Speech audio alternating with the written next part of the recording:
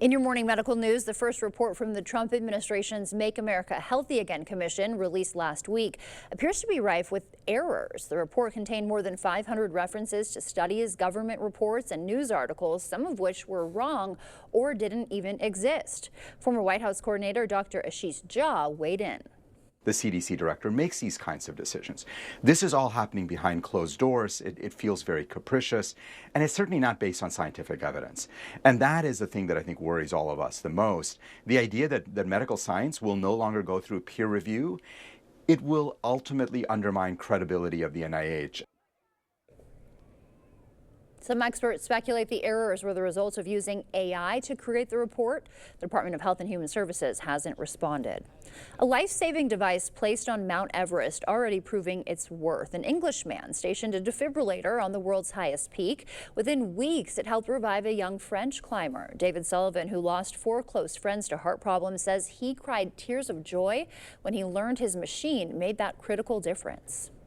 I've done something worthwhile to give someone else and a family the chance to keep their daughter and for her to go on and have a great big life. Life-saving success comes at a fitting time. This week marks 72 years since 2 climbers first reached the summit of Mount Everest.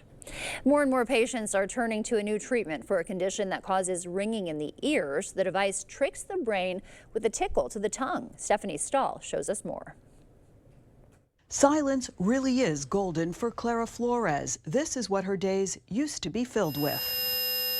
The constant buzzing and ringing she heard is a condition called tinnitus that affects 25 million Americans. This ringing that you hate and can't stand you cannot turn it off. You get depressed, you get angry, your relationships suffer.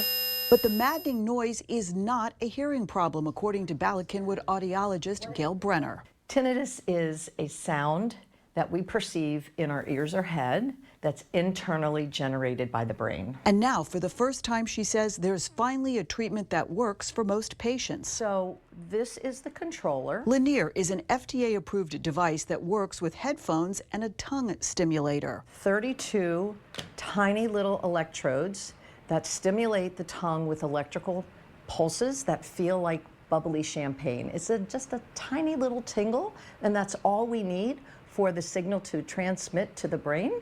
Lanier cost $4,000 and isn't covered by insurance. It worked for Clara, who listened to soothing sounds with the mouthpiece for 12 weeks, twice a day for half an hour. It did magic to my brain.